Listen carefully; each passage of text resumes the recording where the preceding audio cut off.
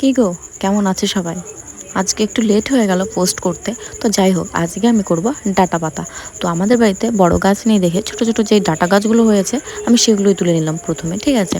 তো যাই হোক, অনেকেই খাওনি, আবার অনেকেই খেয়েছে। ডাটা পাতা খেতে কিন্তু ভীষণ টেস্টি। আমাদের বাড়ির প্রত্যেকটা মানুষ আমরা খুব পছন্দ করি। আর আমি জানো, প্রথমে যেইগুলো নিয়ে গেছি সেইগুলোতে আমার মায়ের মন ভরেনি, পরে আরও অনেকগুলো নিয়ে গেছে। আর সত্যি কথা বলে অল্প একটু হয়ে গেছে, তোমরাই দেখো।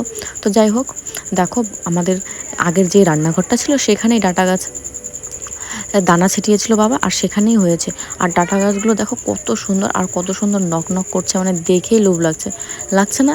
আমি জানি লোভ লাগবে। আর জানো না, কালারটা যা হয়েছিল দেখে মন ভরে যাচ্ছিলো। তো যাই হোক, খুব সহজ একটা রেসিপি।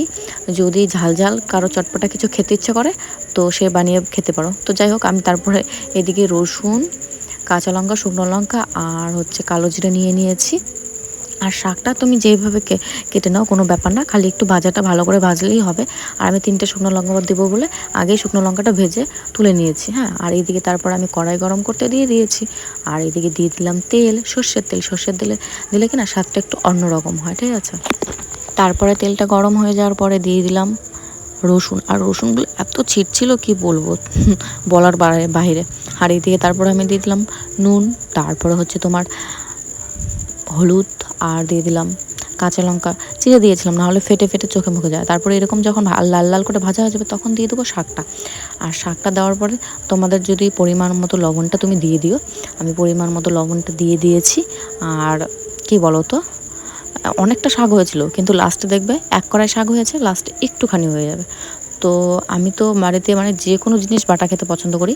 তোমরা যদি বা ডাটা পাতা খেয়ে থাকো সেটা অবশ্যই জানাবে। আর এরপরে কি পাতা বাটা দেখতে চাও সেটা কিন্তু অবশ্যই কমেন্টে জানাবে। আর দেখো দেখো, বলতে বলতে কতটা কমে গিয়েছে।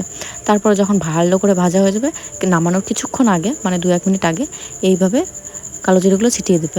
তারপর কালো জিরেগুলো ছিটিয়ে হালকা কোনো রকম নাড়াচাড়া দিয়ে তারপরে নামিয়ে নেবে। আর দেখো, এখনই দেখে লোভ লাগছে আমার। সত্যি কথা বলতে যা হয়েছিল অসাধারণ।